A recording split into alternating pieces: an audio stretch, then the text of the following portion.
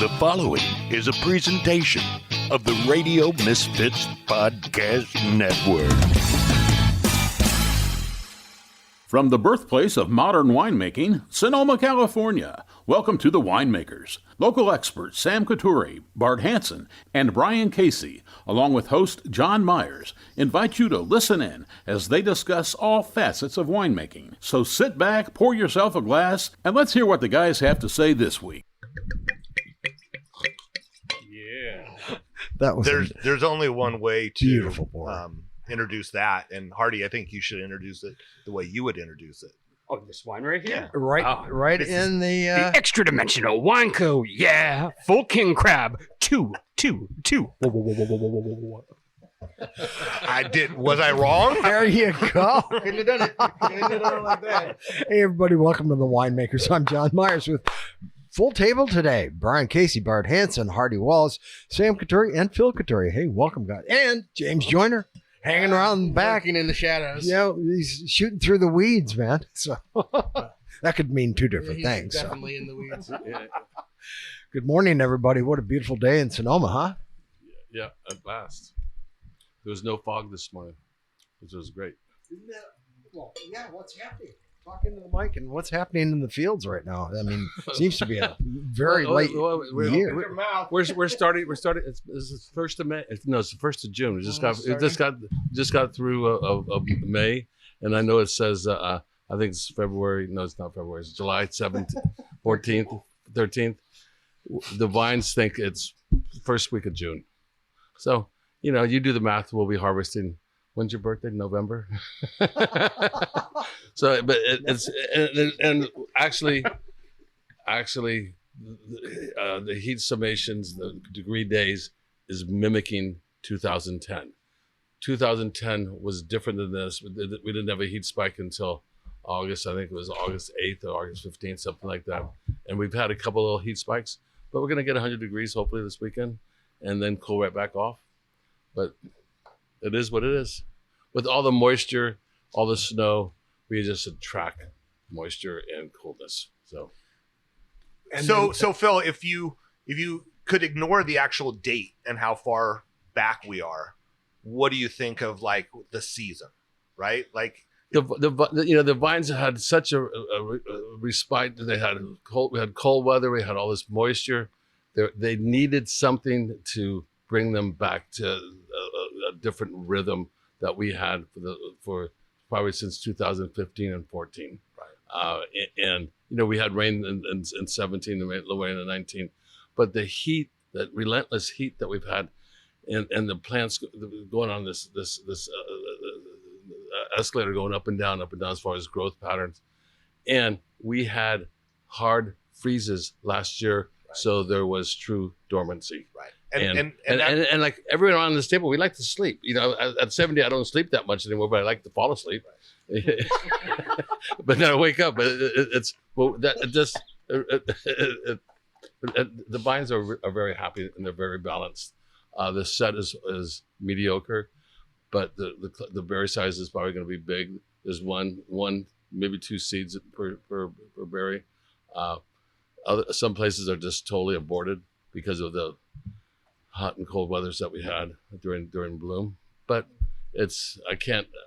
I'm loving what's going on and the flowers, the lushness of the year. I mean, it's this true dormancy thing is something that's not really maybe talked about because we haven't had it, but it's something, right? Oh, it is something. And what happened in 21 when we had that rain at the end of was it 22? The end of October, and we had that 9 inches of rain, and then we had the vines kept growing through November. Then the following year we had great canopies. Yeah, 22 into 23. Right. In 23 we had these great canopies because of that prolonged carbohydrate buildup, and now we have great canopies because of the dormancy and the moisture we have going on with it. So. When it comes to the 2 seed, 1 seed, what does that do? No seeds. That's what he said. No seeds, no sticks, no stems. But from like a winemaking standpoint, and maybe Hardy, you can weigh in on this if you have a thought, Bart. What does that do for the wine and for the vintage? What does it affect growth wise, ripening wise, to have fewer seeds? Having fewer plants are really tied into the environment, and they're self-regulating. And by having this mediocre set, last year we had a mediocre set. We only had a single seed for the most part. This year we have the same thing. So it's monitoring, it's managing the crop level that we're really going to have. What happened last year was the single seed when we had the heat spike in Labor Day weekend. The Cabernet, the small berry varieties just dried up. And then we had 2 inches of rain, and it took forever to ripen the latter stuff because of again that roller coaster ride that the plants are going through. This it allows us to have a late harvest and hopefully get true ripeness. That getting, the whole idea, and we could talk about what is ripe for the next 120 years, but I want that seed. A plant wants to reproduce. That's the only reason they're on Earth. That's the only reason we're on Earth, is to reproduce. And if they get that seed right, the plant's done its job, and we get the flavors we want. So with, with one seed, it's easier to get. Right? Yeah. That to make it long and short of it.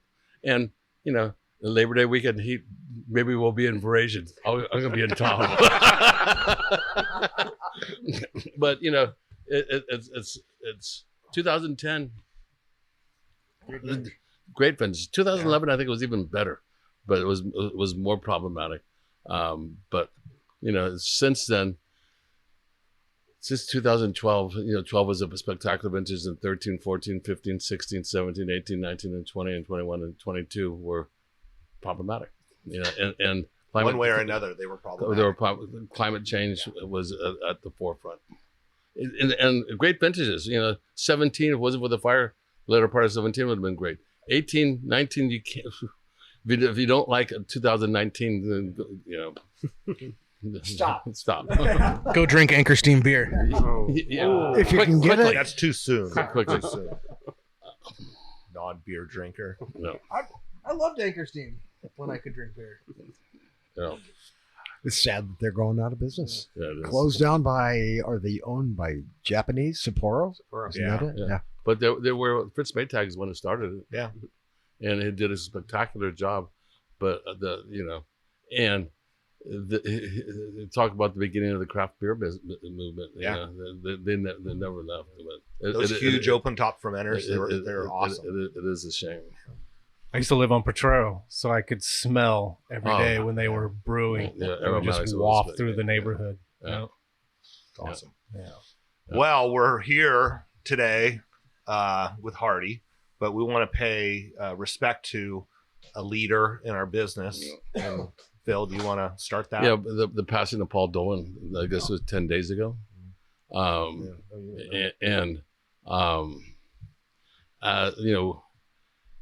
It is a major loss, and historically, that there was the organic movement in viticulture. There is a germination that occurred here in Sonoma with myself, the Benzigers, and there was one going on simultaneously in Mendocino. And Paul Dolan, much more classically trained as a winemaker and viticulturalist from Fresno than myself, who came in from a different approach, but he was really instrumental in teaching a lot of folks organic and biodynamics. Alan York, a man who died way too young, a big proponent of biodynamics. Started with Bonterra or Fetzer at that point. Ciego. Yeah. And they were all kind of functioning together still at that point. I mean, different ownerships, but they were all united without a doubt. And it's what he did corporate wise in a large scale winery with Bonterra and Fetzer and Bonterra, and then back to Fetzer, however the names go, and his dedication to organic viticulture. It's a great loss, and it's a great celebration of his vision, because how, in the 80s, late 70s, trying to find seeds by doing cover crop, you couldn't find the seed. I mean, when I started doing cover crops, I'd have to, you'd search them out. There was an organic movement for sure, No but infrastructure. no infrastructure, no large scale organic movement. Mike Benziger got a lot of inspiration from him. And I, believe it or not, I think I met him 2 or 3 times. And one time I was up skiing with Jim Fetzer, and I think Mike was there up in Squaw, and it was a real fun day.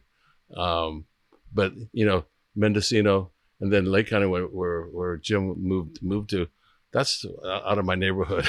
Right. Yeah, I'm a very, very provincial person, but he was really, really it's a great loss, and they should be celebrated. Yeah. I mean, Jim. The first time I met Jim was when I first started Benziger, and we took a tour of Ciego. I'm sorry. First time I met Paul, was at Jim's Fetzer's Ciego vineyard, and I was very, very new to. Kenwood had farmed organically, but I was very new to anything about biodynamics. Certainly and being introduced to it, and just the concept of the way they all started thinking about things, it really changed it, and it really made Mike passionate about it, and drove Mike to doing like, well, if they can do it, we can do it. And we used to always say that they had challenges where they grew grapes, and look how good a job they did and the quality of the fruit they used to have, not unlike anywhere else, but it's pretty hot up there. It is hot, and there's some good things about the heat, as far as mildew control and stuff like that. But the word that you said was the passion. Yeah. When coming from a traditional background as he did, and I think he married Jim's sister, right? Yeah, I think so.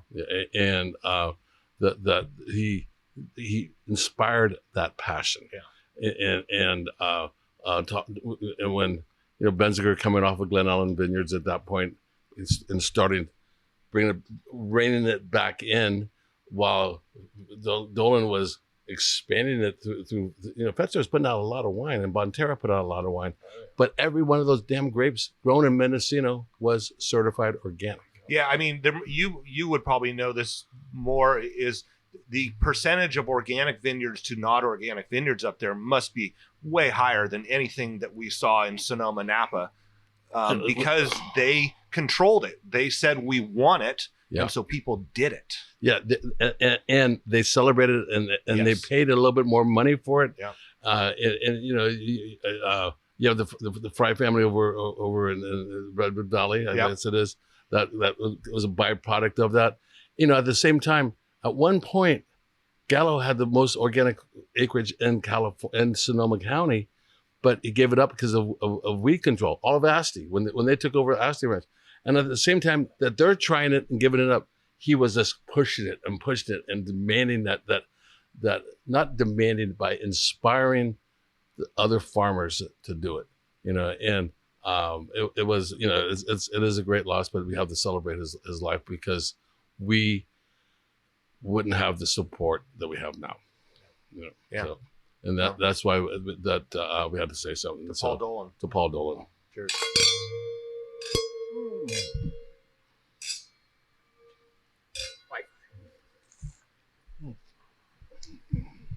Well, thank you, Phil. Much appreciated. Well said, Dan. Yeah, very well said. Thank you. Thanks, Phil. Nice seeing you. Somebody has to take care of the vines. I have to take the next 3 days off.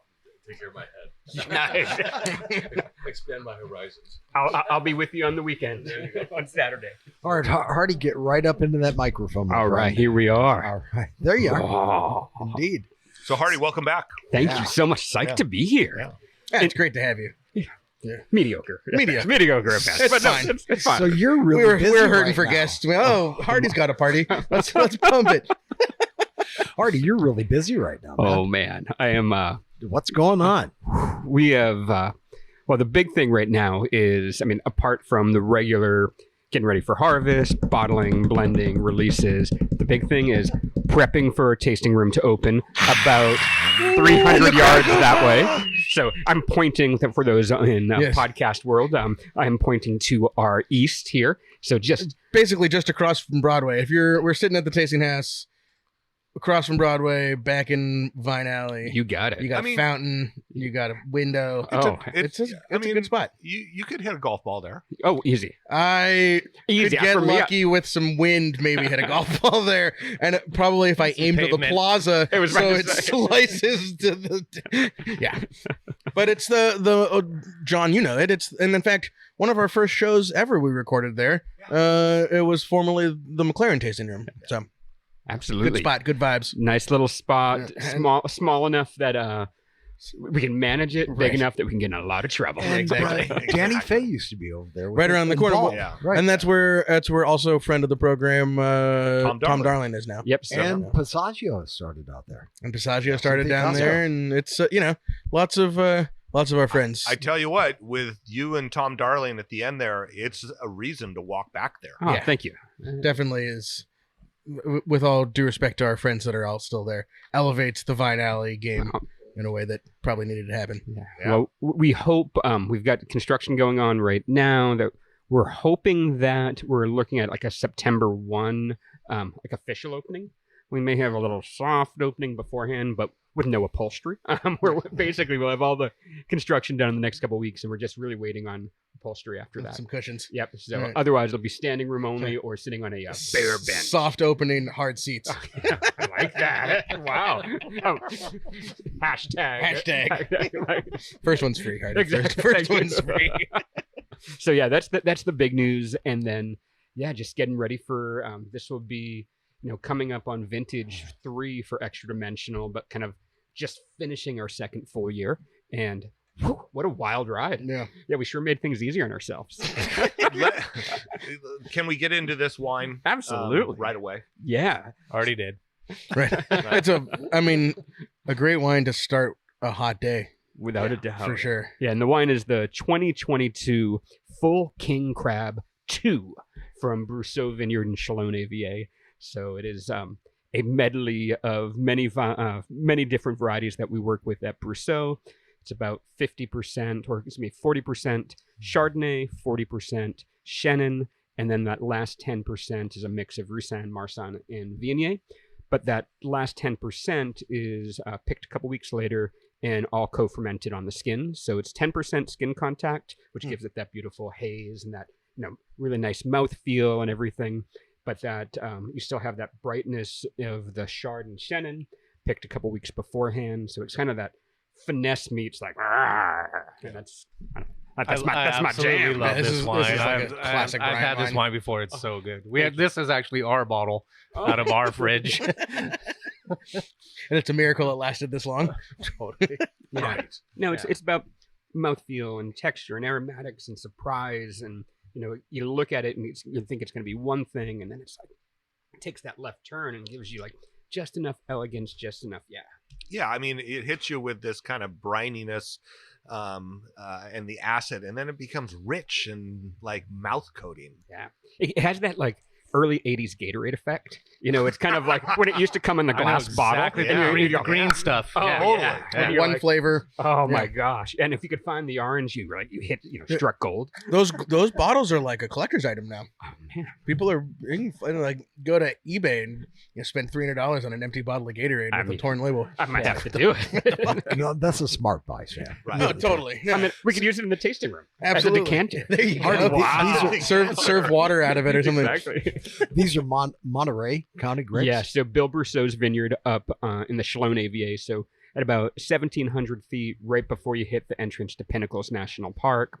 It's a killer vineyard. It's old extinct undersea volcano that erupted about 30 million years ago. So you've got all that.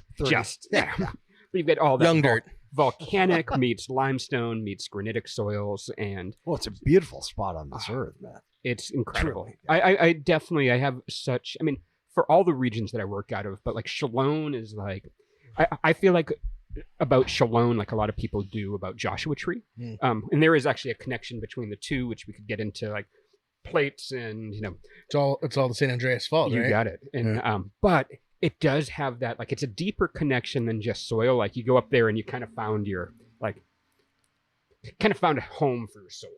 And it's really friggin' hot. So it's like, so that might actually, hopefully that doesn't like lead too much. 1,700 feet, it's hot. Yeah, I mean, it's because we're facing westward, so we get all of that heat, west-facing heat. We are more, as opposed to Santa Lucia Highlands on the opposite side, we're far enough away from the coast that even though we get some of that morning fog, burns off really fast, and then you get almost high desert type qualities for the rest of the day. So you even get like chaparral and stuff through the vineyards. Now, have you been getting this kind of fog that we've had around here? It's heavy in the morning, doesn't clear till like 1. Yeah, not the same. Yeah, I was just down there, and you see the fog kind of, even when it's thick as heck. Why am I censoring myself? Super thick going through Monterey and the mouth of the Salinas Valley. You can, you look down the Salinas Valley at 11 o'clock, and a few miles in, the sun is out already. Right. So, and this is a few miles in, and then also up 1,700 feet. So even when, those really foggy days, it's probably just kind of gets lapped by the fog as opposed to really being in it, right? Yeah, it burns off really quick. Yeah.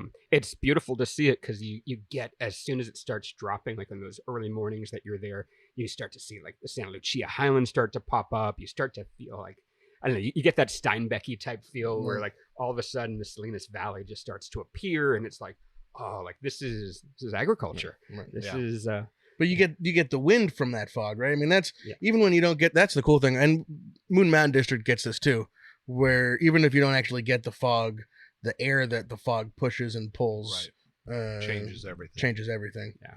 But it is not cool climate. That is one thing for sure. It has a great diurnal, but it is not. But that's also the thing I love about it, and where for someone like us that we play in this spot that's a little bit more on that nervy side, is that because we get that heat, we're able to get these almost like baked in flavors early on. So I feel like we're getting these mature berries at lower bricks. And yes, we can take it to the moon if we want as far as ripeness, but we're able to get flavor, texture, intensity at, but we really have to watch that pick because it can slide away from us really fast. But we can really actually kind of dance with that edge. And that for me is like the magic, is finding those spots where you can actually like push that edge and ride that edge, because that's where wine gets exciting. Yeah. I mean, that's really interesting to kind of discuss that and break that down a little bit, in that you're getting flavors at a lower sugar, and, people probably don't even think about that in those growing areas and just go, well, I got to get to a number. And then you get the overbaked or the overdone. Yeah. And because when things are hot, the first thing that happens is acid drops out, right? Over, and if you're waiting, overdone. right, anyway, that's a great way to think about it. Yeah, I mean, it ties into what my dad was just saying about the seed ripening. Exactly. Totally. Ripeness is flavor. Right. It's not numbers. Right. Numbers are just, things that we use to, help winemaking. It's a guide. It's like, the numbers are when you go out and start tasting things. Right. But it's flavor. Oh, flavor matters. Absolutely. And again, that seed Mavedra to the hedra. That seed maturity is huge, though, because that to me is the part where, as much as I want and appreciate wines that are in that kind of, like, call it 12.5% or something that I find is refreshing, that I can enjoy the bottle, all of it. Yeah. And the next morning. Exactly. And that next day. But what I want is, in every one of those berries, you need to see that seed. You need to see its color. You need to hear its crunch, because that is like, okay, we are now like, we're not like in underripe territory. We have ripe fruit. Right. Like, this fruit is now mature. It is now ready to go. As far as your dad was saying, kind of like, it is ready there to like reproduce. It has fulfilled its job as a berry on this planet. Right. Yeah, it's awesome. Hardy, people, there might be listeners that haven't had your wines before. So, What the hell are you doing with your life? well, mean it just not- a few. Actually, for Extradimensional, a lot of people haven't. We're so small. Maybe Dirty and Right. Rowdy they've had, but and that's what I was going to say is maybe people have had Dirty and Rowdy but haven't had Extradimensional. And just kind of a brief like flyover. what are you trying to do? my Like, because I know I've had some of your wines, and I mean you do some unique blends, you do some unique stuff. So like what is it? What is your message? What is your goal? What the hell are you doing? First of all, I just one correction. Not some unique things. Yeah. They're all unique. Yeah. I mean, they're. Go ahead. And just a real like flat answer, I'm trying to put my heart into it, like my whole heart and being into it. And we find things with wine, and I did that with Dirty and Rowdy, with all the work we did with Mervet and lesser known varieties and skin fermentation and eggs, and kind of pushing that in these lesser known regions for a decade plus. But when all of a sudden you hit a point that you're like, what is the absolute best thing I can do? What is the thing that I can do in wine that isn't just necessarily following the roadmap that I've made before, following something that's kind of, even if I made this roadmap for myself, like, what is the best thing I can do today? And for us, especially where, our first vintages were 21 and 22, as far as what we made for Extradimensional, those were tough years as far as uneven ripening, crazy heat, drought, tiny yields, and to find things that were in vineyards that still were like, I could single variety vineyard designate this. It will sell. People will like it, but I'm not going to love it because I know like, oh man, like that has incredible aromatics, but it's kind of tense and stringy, or this is incredible flavors, but in the heat spikes, it's lost a lot of its acidity. And it was really a way for Kate, my wife, and I to like create this roadmap of like, hey, when we have years like 21 and 22, that there's incredible qualities to fruit, but maybe not everything is beautiful on its own. It's almost like, I think I may have used this analogy before, where it is like, instead of getting like an entire puzzle put together, you see that beautiful picture all made, you're getting these little puzzle pieces that fall like Tetris pieces. And like, what are the things that can connect to make this beautiful picture that may not be what you thought it was or what it would be, but it's something beautiful in its own. So for us, we wanted to throw away the conventions of just because, you have Syrah, you have to, if you're going to blend with it, you have to use Mervet or Grenache or Cinsault or, anything, or if you're doing Bordeaux varieties so we wanted to throw all that away and look at like, as California, what is the absolute best thing we can do that is not held to anyone else's traditions? I mean, because when we think of wine, a lot of the modern wine industry is built on replication. It's built on saying like, hey, this is an incredible wine here. I want to try to make that here.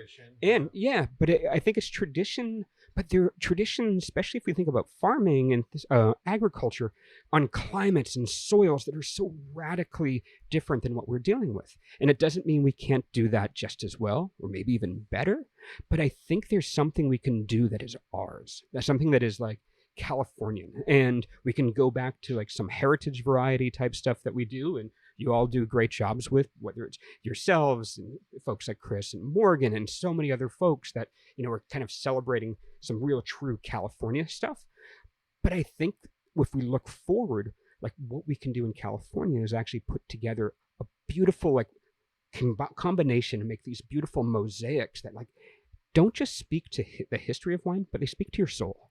And that for me is when I talk about putting my whole heart, my whole being into something, it's about something that's beyond just like it goes through the soil, it goes through the terroir, and hopefully it creates something that you have a beautiful emotional response to, takes you backwards in time, forwards in time, goes all the way through quantum laterally physics. time. Exactly. But it should get you should put that wine in your mouth and be fucking psyched.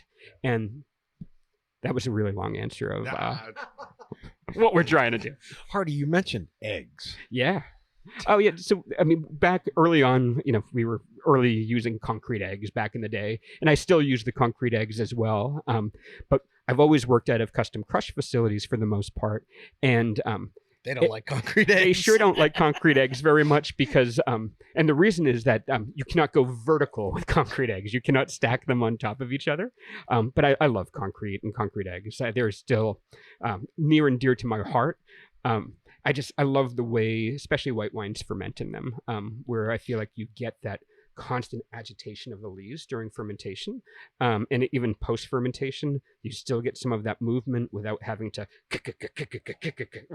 stir the barrels.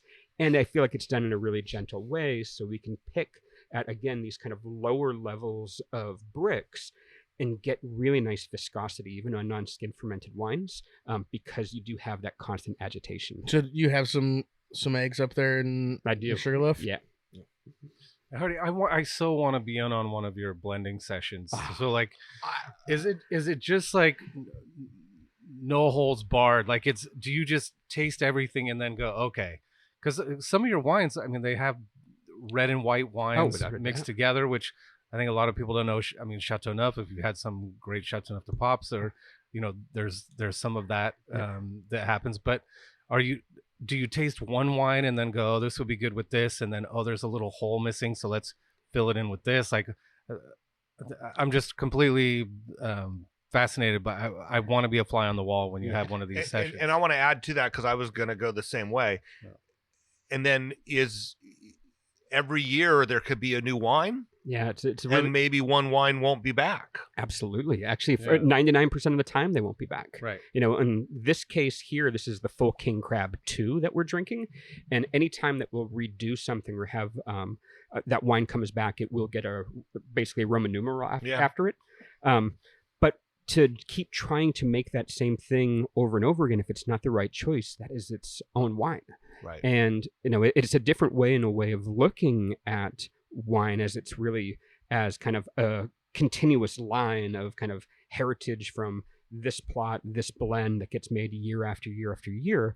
If that's not the best thing we can do, and even if it's like, oh, this was close enough that it could fit that world, but if it's not, it should be its own thing. Yeah. But going back to the question on the blending part, oh my, this is like, it really feels in many ways like you go through the hero's journey. There is like, fuck, I got to do this. And because it takes a long time to put these blends together. So you're kind of like, you reject the call at first. And there's that kind of, you're kind of lured in, temptation. Oh, first couple go pretty easy.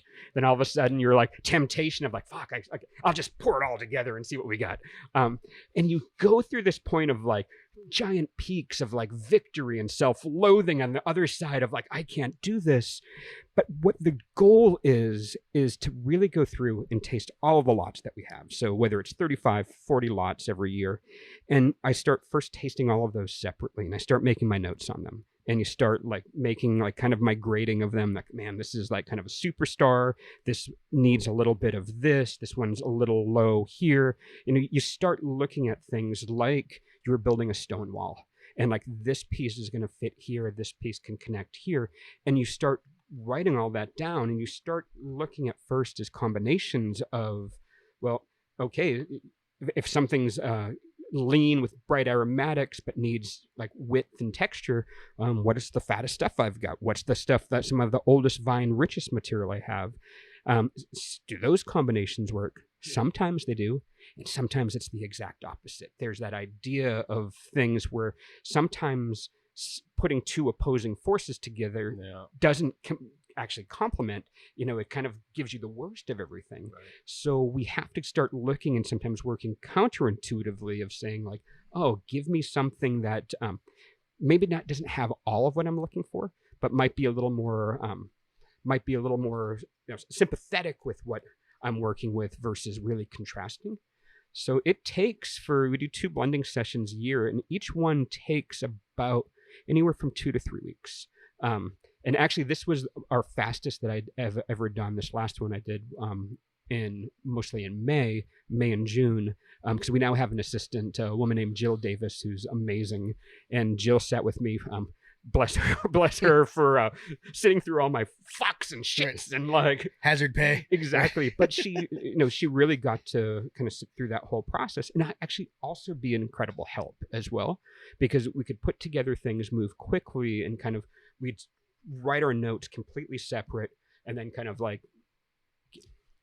there was no like, oh, if you like that, I like that too. Right, But so, and we'd start breaking that down. And the hardest part about it, though, it's really easy to make a good wine. For me, in blending, to make a good wine, no problem. To make a great wine, it's moving that B+ to an A- at the least to an A to A+. And that is like when you're just, it's like drops of like, here's an extra like mill of this or a mill of this, because we're doing everything by milliliters. And fuck, that's when you just want to pull your hair out. Laws of diminishing returns. Oh my God. Well, so part of what I do, I blend at the winery, but then I'll take the samples home and I'll blend in the Airstream in the driveway. And part of that so I can pass out, because you start getting a little bit goofy. And you're like, and so that's another question. So is this 5 days a week for a couple hours? Is it one day until you can't do it anymore? Yeah. What is your process? No, I block out usually 2 weeks at a time. Yeah. And it's going to be basically all day until I can't. And often it's, start at 9, finish at 11, get lunch, Right. Have something a little on the heartier side, Right. 1 o'clock till 4 o'clock. So it's a good full days. And then again, taking that home at night, if need be. And, because it's really amazing how and making sure different Kate they are. approves. It really is amazing how different it is tasting in the winery and tasting at home and tasting with food and all the outside influences. Yeah, I mean, my biggest influence, I try to keep food out of the blending session except bread. Sometimes you just need something to absorb. Just get a baguette. But for me, the biggest influence is music, is sound. And you have to make those blends to a couple different tracks, because it can really get after you. Like, and you're like, oh man, like I love this song. And Right. I was totally gonna ask about that. Like, what do you like to listen to while you're blending? But also, what do you not drink other wine? Do you drink? I listened to an interview a long time ago with Beck, and he was talking about when he's making a record, the music that he tries to listen to outside of making that record, he wants to find things that are as different as possible from the music that he's making. Yeah. So what do you listen to while you're blending? And then also, like, is it like just beer and Negronis at night, or what's the, like, how do you balance the wines that you're making with the wines that you want to be consuming in there? Yeah. I mean, on the music side, it can range. Though I was, it was kind of funny last year. My, Spotify gives you like your year in review, right, and there's all the different genres and stuff. And I thought like my top genre was going to be like jam bands or this or that. Shamanic, and I didn't even know that was a category. I'm like, wow. So it's like they made that category just for you. I'm like, this is like, and it's kind of the vibe. I try to listen to a lot of things without a lot of vocals. It's kind of like psychedelic spa music for me. Is like what I really I want something that's go to that spa. Is gonna create that like that canvas. I think you're going. Just give it about 15 minutes for that wine to kick in, and you're like, hey. That's but I like that moss on that fence. But it's creating that kind of sonic canvas where you're not necessarily influenced by lyrics, or if there are lyrics, it's in a language I don't speak or understand. So you're trying not to have that kind of work its way into the blend. Yeah. But it is funny. There were a few times that, kind of on playlists that I had that Jill had, brought up as we're kind of working on this, like a couple of these trickier blends, that she's like, this music is just like, she's like a couple of parts got a little like nervy or tense. She's like, it makes it feel like we're solving a puzzle. And I'm like, we are. Right. Like, this is puzzle solving. Like the montage of That's when like the throat singing, the starts coming in with the tribal, bass beats in the back. And you're like, wow. Spotify's AI gets crazy on me sometimes. Yeah, totally. We're pushing the algorithmic limits here. Exactly.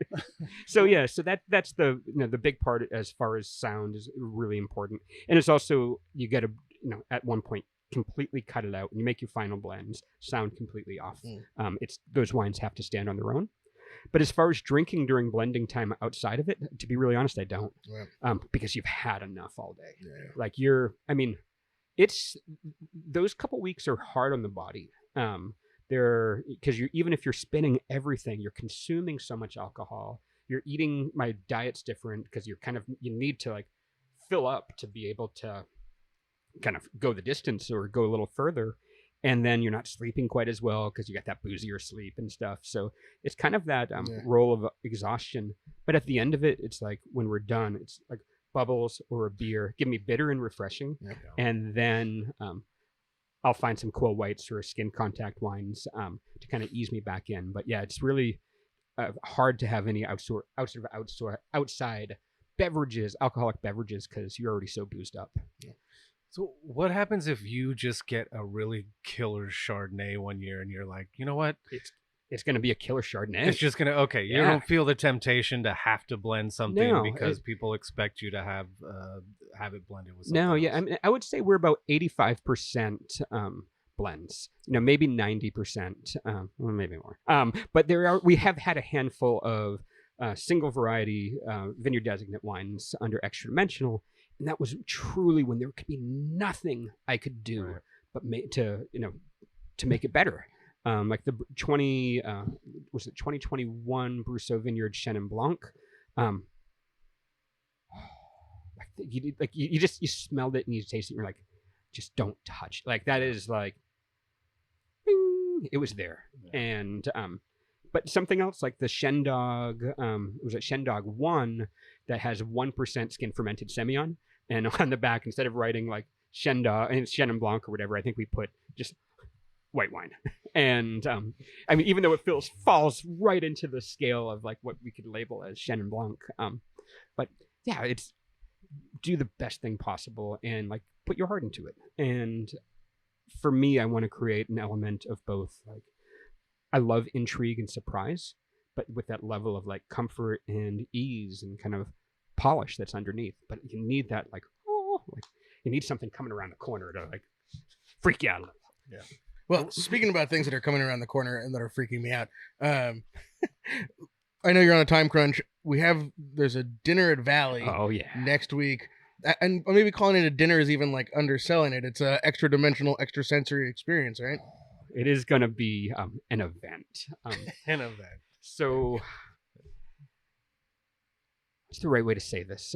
Over the past few years, as a winemaker, as all of us in the wine business, one of the things I think we enjoy most about wine is smell and aromatics. And I kind of went on a deep dive, like purely of like aromatics over the last few years, studying, taking courses, a lot around kind of rare and essential oils, but how they actually affect memory, your psyche, and basically how does smell play its role in your life. And smell's the most powerful sense we have.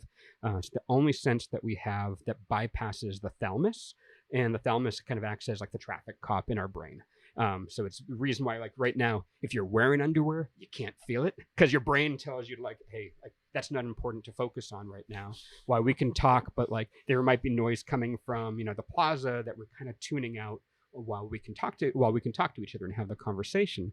But the sense of smell bypasses all that. And even if we're not always consciously registering our aromatics, what we're doing is like those are getting registered unconsciously, and it's why smell takes us back to like incredible memories. It takes the typical one we talk about is it takes you back to like your grandmother's kitchen table, but it takes us, even if we haven't smelled those smells in years or even registered those, like this, the smell of this closet or the smell of this place.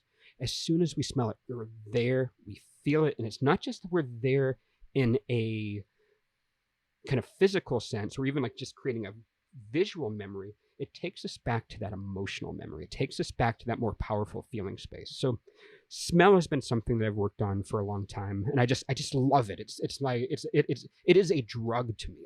I want to snap this microphone in half because I like smell so much. But it's like that's my George the Animal Steel turnbuckle, like wrestling, like give me a wrestling chair, I'll smack someone with it. But no, I love it because it is so powerful.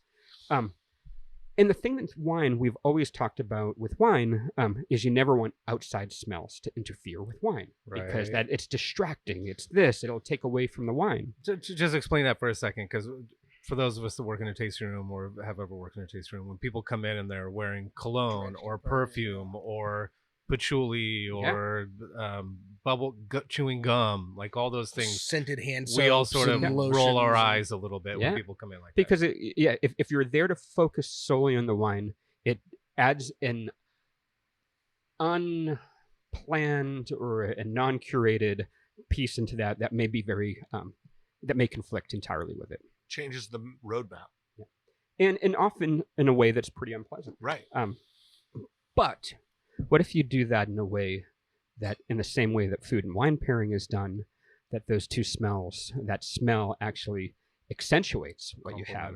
Not even complementary, but almost in that way when we put together, there are those like super complementary food and wine pairings, but then you have those super like out of left field that create those third flavors or those fourth flavors that create something we haven't tasted before, that create something we haven't experienced before. It's not just an amplification. It's actually like, it is that extra dimensional outside of that known universe experience. So I started working pretty heavily at the end of last year, beginning of this year, with actually matching up these smells and flavors and tastes, and to create this kind of roadmap and this pattern for a tasting that has all of these elements where you smell something while you're tasting something, and you smell them at the same time. And like it is bliss on another level, because it does give you all of those good feelings. It's like, we have that term for often like kind of ASMR, like what is it? Is it ASMR? Audio sensory meridian response, right. Where you get you get that feeling of chills, and you get that like you hear like might be every single time it's like inspiration move me brightly. When that starts, you get that feeling. And how can you create that magical feeling and that magical experience by putting two things together in an untraditional way? So that's really been the roadmap for this kind of wine and sensory, or this wine aromatic pairing. But it gets even better. You start putting that with music, and when the music starts working with it, and then it's like it's almost like you've ever heard like speakers so good that even if you're like absolutely fine, you're like, I think the wall's moving. Like you start to like, wow, you can see the sound waves, right? And it is really, like, lack of better terms, it is a truly like, it's taking wine into a psychedelic realm. It's synesthesia. It is like just the chills, and it creates these flavors and senses that are just really beautiful and powerful. I love it.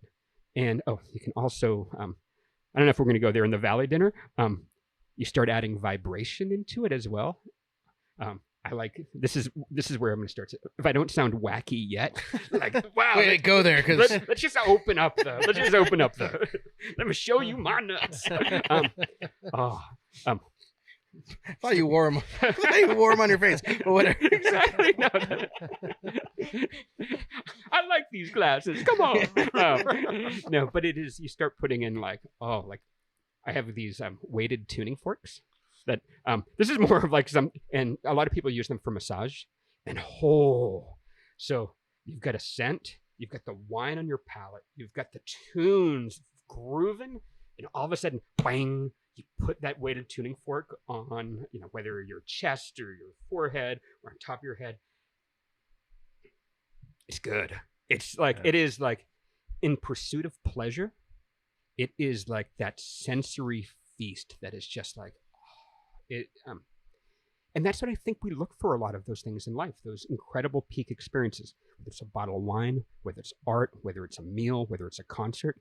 And when you start playing with all that together, you're just in unknown, uncharted territory that is so beautiful and so wonderful. And so this dinner and this experience, to get back to it, is this. All right. Forgot about that. So this thing at Valley next Thursday, July 20th, is a 60-minute wine and aromatics tasting. We'll go through 4 wines and a whole bunch of scents that are marked to everyone, have a different experience.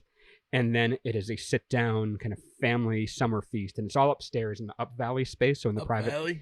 in the private, Up Valley. I've never been up there. So yeah, we've got. I think there's room for 16 people. There's still a few tickets left, and anyone that is excited about having a really kind of outside the box, extra-dimensional experience with wine, it's got your name on it. And this is like the proto. I mean, I know you've been working on this for a long time, but this is sort of like the prototype of it all coming together. Right? Absolutely. And so we've done some in the backyard and had folks over, and just the reaction's been nuts. And what I also have to kind of tip my hat to is the folks that really got me into it are from New Mexico. They have a company called Aromanosis, and it's a husband-wife couple. And the wife, Kathy, actually is from Europe, but lived for a long time in Beaujolais and was married to a grower in Beaujolais. And from wine, got into the kind of the aromatic world, and then moved to the States. And so she and her husband, Florian, came to the winery in January, and we did a lot of like kind of pairings together and just had I'm going to put that down as like one of the absolute best days I've ever had in wine. It's when you could see something come together. You're like, oh my gosh, there is a whole other realm to explore. Right. And that is, for me, in anything, when you find that, like, you know, that taste or that flavor, that follow that like star, it's a really exciting place to be. Hardy, is this something that will this be something you'll have in the tasting room? Oh yeah. And so we'll have it, we can't do it, it has to be kind of an all-in type thing due to the smell, but it will be a scheduled thing. I think we're going to do it once we start opening every other week, and we'll have it scheduled for a certain slot at the end of the day, so we can air out the space afterwards. Right. But it is, it's really fun. Yeah. And that's one of the things for the tasting room is to have these kind of alternative kind of wine experiences that, yes, you should come in and be able to taste a bottle of wine, taste a flight of wines that are like beautiful and meaningful on their own. But like, you want to see the stuff that gets me psyched? Like, let's do it. Like, and for those of you at home, this is a podcast is a one sensory experience. You're literally vibrating talking about this. I'm sharing a bench with you over here, and I'm like, this is like the tuning fork to the brain right now. No, it's we need to find those things that like that you were so hungry and so psyched about, and that we can't be afraid to do. Because I think right now, more than any time that I've been in the wine industry, which has only been 14, 15 years, that I feel like we are at a turning point where like everything's open. Yeah. Everything's open to discovery. Yeah. And people want that. Doing the same thing we've always done isn't working well for a lot of people. And I think whether it's not just younger drinkers, but it's even older folks that are looking to have more meaning in wine. And they're looking to have more meaning in their lives. And give them the experiences that can provide that. And wine's an incredible vehicle. It's an incredible medium to ride and to have all these adjacent experiences around that. And it tastes really good. Totally. Yeah. Well, dope. For people that don't kind of understand, what kind of senses will you be bringing? Because you have a huge collection of stuff from all over the place. So can you just like mention a couple of them so people understand what you're talking about?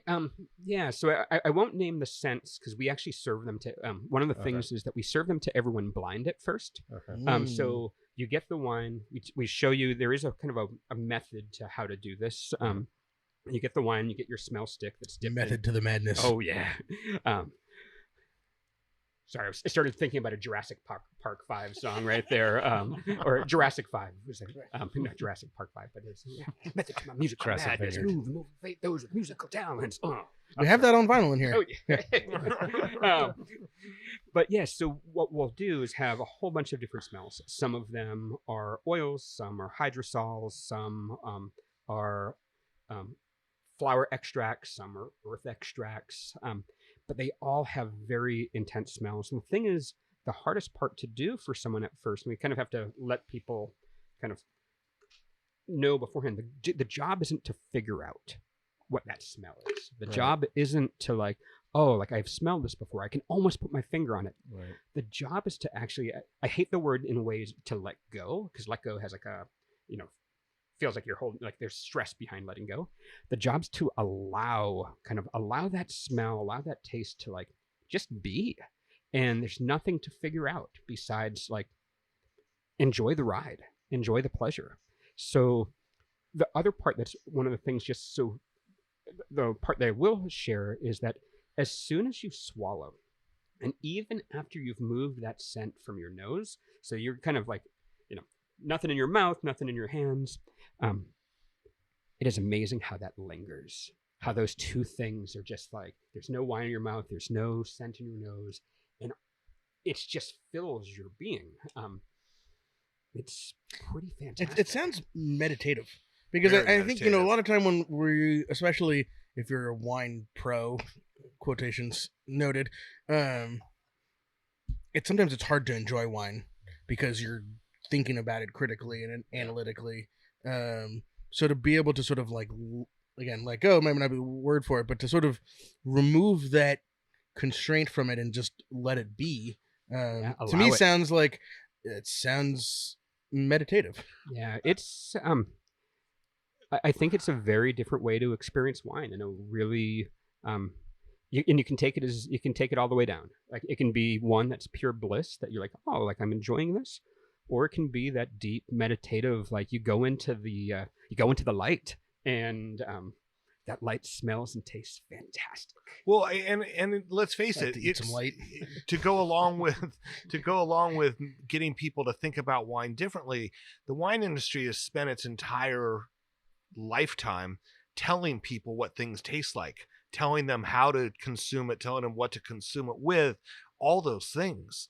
And even for that matter, how much can a critic really get into a wine and allow a wine to grow on him when he's got 50 more in front of him? Right. So it's a total different way to consume wine and think about wine. And we all should be opening our mind a little bit more to it. Yeah, I think, it's again, it goes back to that point of like, how can we enjoy life more? How can we get more pleasure and more excitement? And again, it can be there, and it can also be that incredibly meaningful piece. We'll just share something real brief that the last time we did this, one of the women, is a dear friend of ours, during one of the scent kind of pairings, at the end was just like weeping, and you could tell she was having this incredibly powerful experience.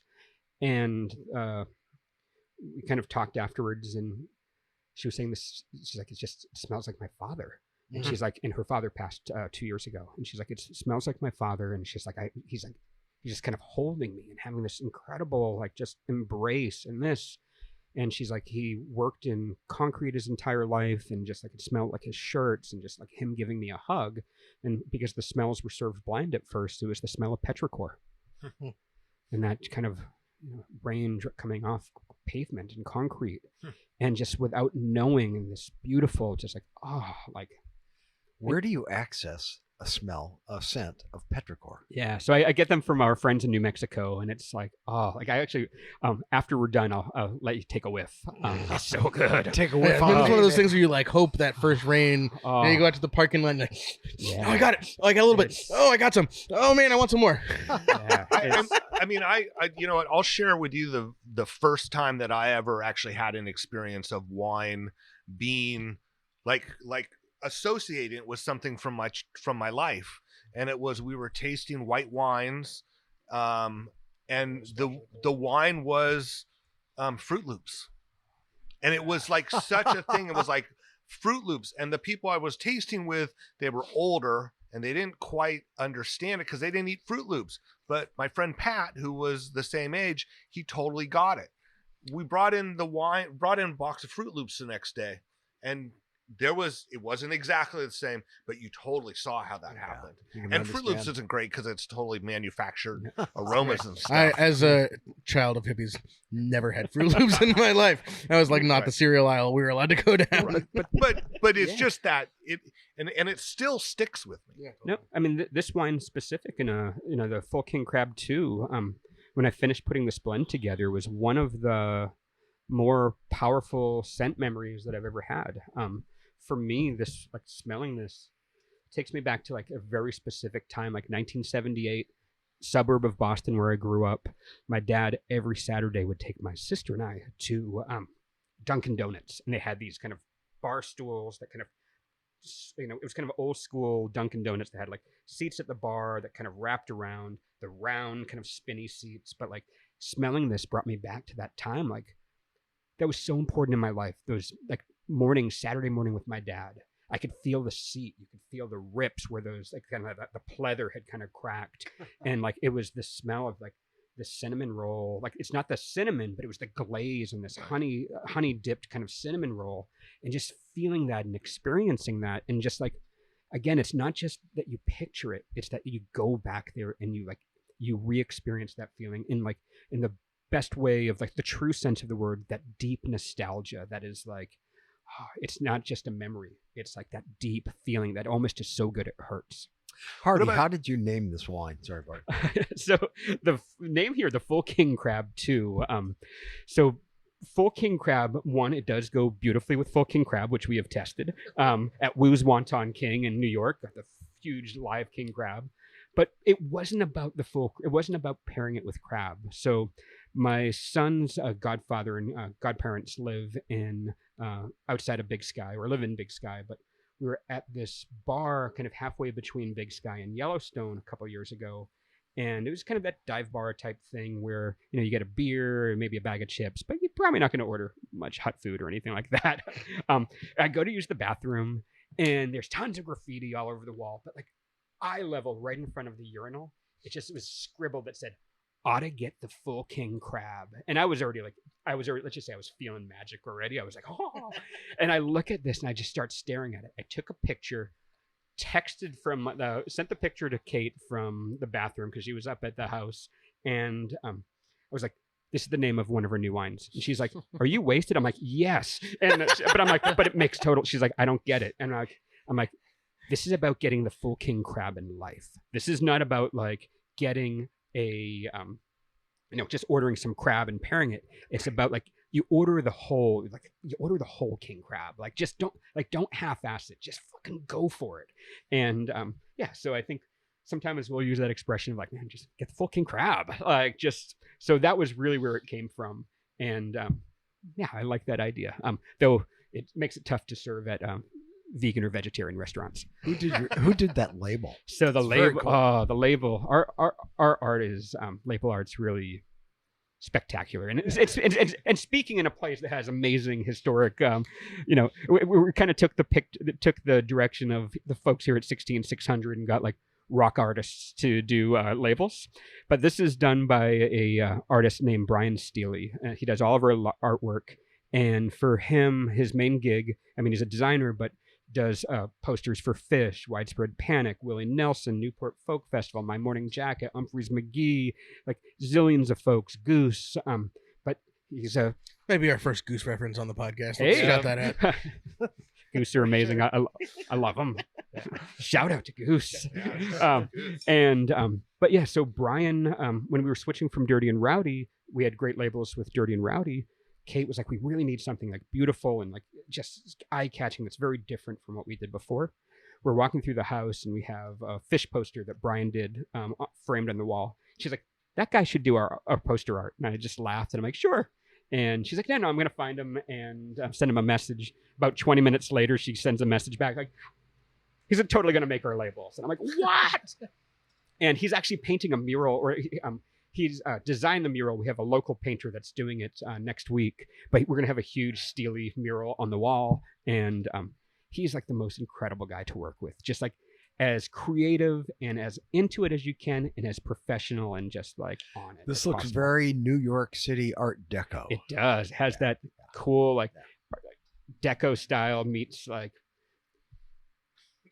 deep journey. Yeah, like yeah. a deep journey. The journey Like of mind blown. Well, but that's how you're going to feel after this wine and aromatic experience next Thursday at Valley, 7 p.m. No, actually 6 p.m. But it's going to, yeah. But no, we've had so much fun doing this. Yeah. And it is just great, again, to have that spot. I mean, sometimes total freedom is overwhelming because you have so many choices. But at that same point, it's like, and you can take the best one. Wow. Dig it. I actually had a unique opportunity to do a miniature version of this, like the parking lot version, right? The parking lot version Yes. one day, and I haven't been able to talk about it. I've been so bummed. But it's amazing when you come from a more traditional background where everything is about food and wine, and then to taste the wines and then get some of the aromas and then taste the wines, and they were like it completely changes everything. I forgot we did that at the back trunk Right. with James, and Yeah. it was So I'm telling you, if you have it's something, you should definitely do, and it'll blow your mind. Thank you. Well, if you can't make it to Valley, soon September 1st. September 1st. Yep. A couple times a month. It'll be Yep. It'll be the hot new thing on the plaza. We're gonna get after it. Sweet. It's awesome. Stoked. So Awesome. stoked. So stoked for Sonoma Oh, to get some California energy wine, get that Hardy Wallace vibe pumping through town. Not that there's not great things happening in Sonoma, but change it This up is a little bit. Yeah, this just Yeah. raises it up a little bit. Totally. well, we are Raises the vibrations Right. well, we to extra-dimensional levels. well, we just are honored to be near you all and have the support, and just it feels so good. So Hardy, you're a big Trey and the boys fan, huh? Absolutely. Fish fan. Yeah.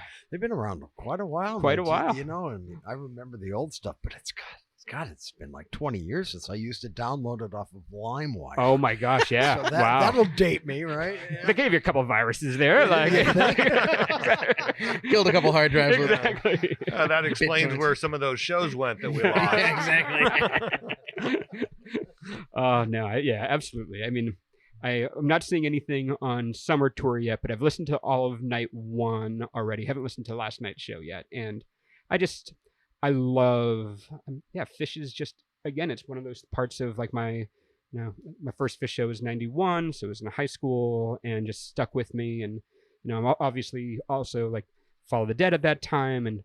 But Fish definitely, it sounded like to me, it sounded like now.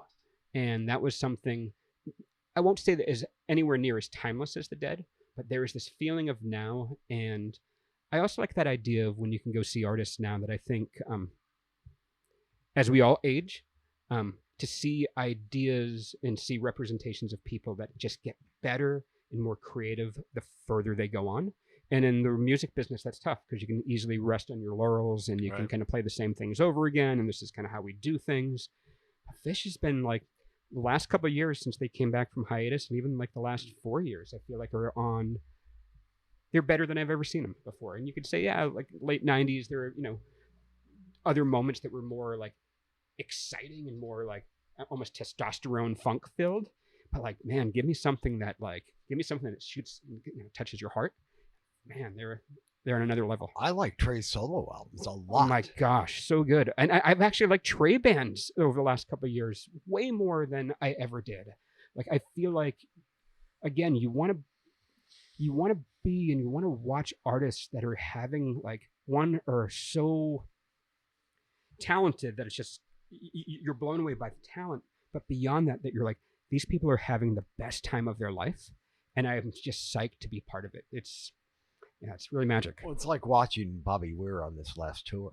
Everybody's having a great time. Having a blast. Yeah, when are you heading out? One of the last shows? I'm there already, pretty sure. I've been there for a few days. Is it this weekend? It's Friday, Saturday, Sunday. I'm actually going Friday night and Sunday night. Friday night, we're taking Althea and my nephew, Hudson, her cousin. So it'll be a multi-generational Very cool. Dead experience. The family that Dead's together stays together. And then Saturday night, we're finally sending some members of the 16600 team who usually get abandoned during when the band's in town. So Jasmine gets to go to her first show, and some beloved club members. And then Sunday night, I'm going back again without kids, so it'll be a little weirder. It'll be a little weirder. The full experience. And the last show. And the last show, well, Of the this the final tour, the last show of the final tour, Mickey already dropped we might keep going and just not tour, which is I always kind of thought, man, they were careful to say it's not farewell, it's just final tour. Right. So I think they'll still do some residency kind of things, maybe a Mexico run or a Vegas run or an MSG or something like that. But they're not gonna Downtown Sonoma Plaza. Downtown Sonoma Plaza, 16600 Tasting House. John, I'll bring the scent. Yeah, Only for wine club members. If you've ever been in the parking lot backstage of which I've had the opportunity, the buses, the trucks that they for the sound system and the whole light would fill up like all of the plaza anyway. It's a pretty impressive, these red trucks, they're just following me around the world. So I don't think we can get them here, but maybe so. In fact, next month, not Bobby, but this kid who's like Bobby took under his wings as a teenager, is going to play our Vinyl Sunday, August 6th, Matty Mishna, with Where's West. And he's been on stage with Wolf Brothers and Bobby all over the country, and he's going to come here and hang out while we celebrate our version of rock art on a label, Stanley Mass, who's recovering, had a stroke, not sure if he's going to be back to drawing, so we're going to have a big party and celebrate all of Stanley's stuff, our labels and all kinds of art and posters, and it'll be a good time with Matty Mishna, the next generation, passing the torch, hanging out. It'll be good. Cool. And then people that don't live around here that don't know Hardy, where can they get a hold of your wine? Yeah, so you can go to the winery name again is Extradimensional Wine Co. Yeah, but to make it easy for folks on the URL, you just have to type in Wine Co. Yeah. You could type in it Extradimensional Wine Co. Yeah, and it'll take you there. But we kind of make it easy for you on the spelling part. So go to Wine Co. Yeah. We've got a release coming up in the beginning of August, so that is a great time to sign up for the mailing list to get alerts for like when the next things go. Most of the wines are only made in 100 case quantities, so they go. And we always psyched to get them into new hands and to turn people on. Yeah, totally. All right. You guys, any other things you want to shout out? I mean, we got all kinds of things happening. Yeah, Grenache Day. First of all, for Bart, Yes, I just got a note from Roger Randall. I posted all these photos online this morning. So he says, you need a pair of Hardy's glasses.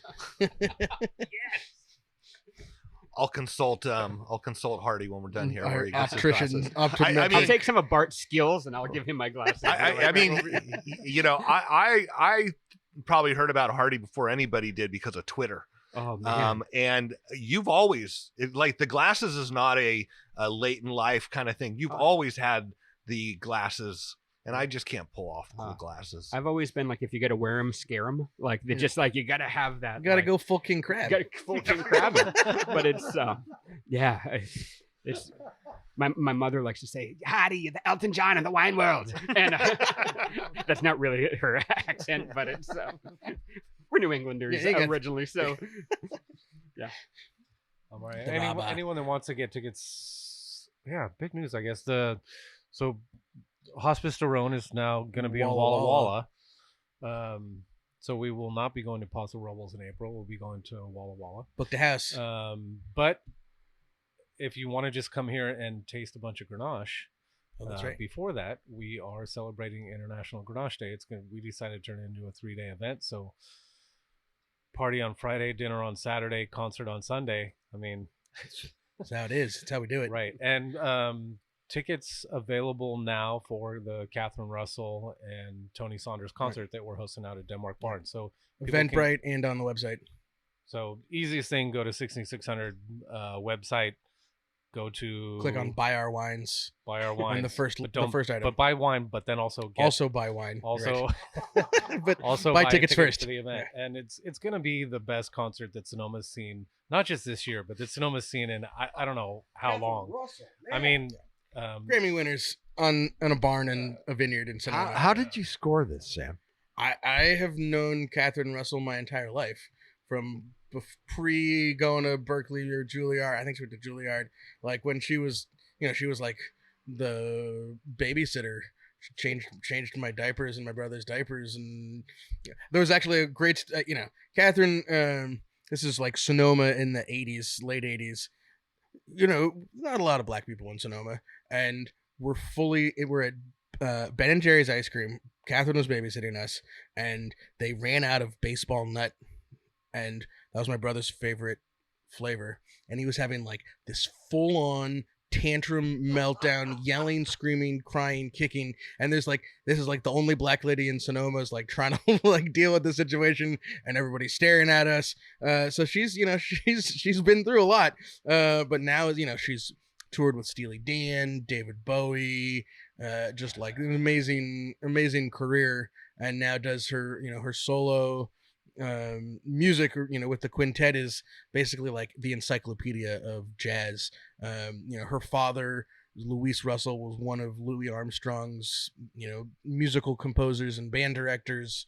Her mom, Carolyn Ray, was like, I forget the name of her band, but was like one of the first like famous women in jazz, amazing bass player. So she's just got this lineage, and gets up there on stage and owns, whether it's from the Newport Folk Festival to Dizzy's Club in New York to just like all over the world, and we get to go and hang out with her at the Denmark Street Barn. So it's gonna be fun. Well, and then Tony Saunders. And Tony Saunders, who's been on stage with Jerry Garcia, opening act. And Tony Saunders told us, you know what, I'm just gonna bring the Keystone Band. Yeah, exactly. And so we're gonna be listening to Grateful Dead, jazz, blues, and then wheel out the grand piano. Right. We're gonna figure out how to get a grand piano to a barn in the middle of a vineyard. Wow. Turns out it's not as easy as it sounds. Let's put it on the forklift. Seriously, how are you doing that? You hire professionals, Right. and you go, here's the problem, and then you close your eyes Right. until the piano's in place. Have they solved it? Have they figured out what They the hell have are they solved trying to do? extracting money from the American Express card, so they better fucking figure it out. The rest will just fall into place. God willing. All right, I got a shout out. The 159th Vintage Festival is coming up. So this year is the 199th vintage of making wine in Sonoma Valley. Say that again? The 199th vintage. Holy fuck. So next year will be 200 years of making wine in Sonoma Valley. And so the Vintage Festival, which has been going on for 165 years, 155 years, something like that, is September 29th and 30th. On Friday night, they will have the Legends Dinner, which we've added a small small live auction to raise some money to give away some scholarships and donations to local charities. And then all day celebration on the plaza with the water fights are back. Grape stomping. Can I throw potatoes at salamis? You can throw potatoes at salamis. Yeah. And then Saturday night. Deep Sonoma call. Yeah. I'll explain later. then Saturday night is the grand tasting at the Barracks.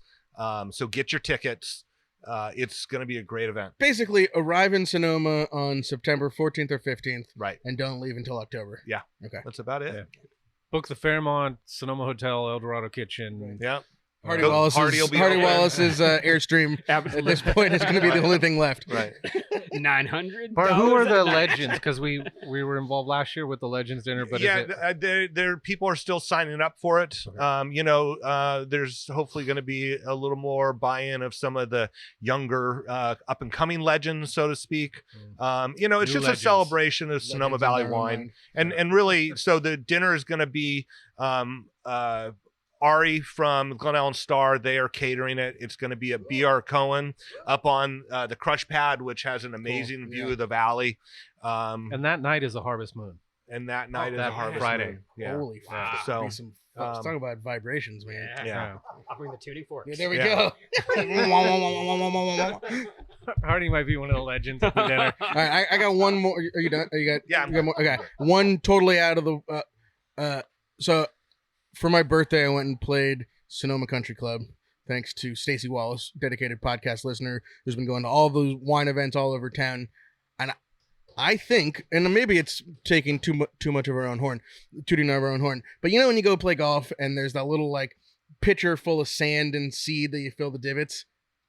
Stacy is putting compost in those things now, and there's like the seeds are sprouting in there as you're pouring it out. And I don't know if it's from listening to the show or not, but shout out to Stacy for like Absolutely. pushing the golf Yep. world a little bit and Yep. bringing some organic out there. Dig it, Yeah.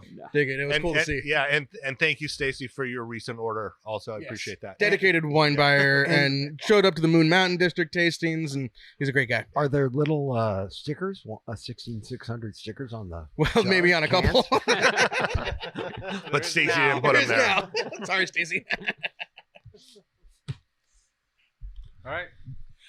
Well, all right. I guess that's it. That's the show. What a fun show, Hardy. Thanks for coming, man. Thank you so much for having me back. Made our week, that's for sure. So Absolutely.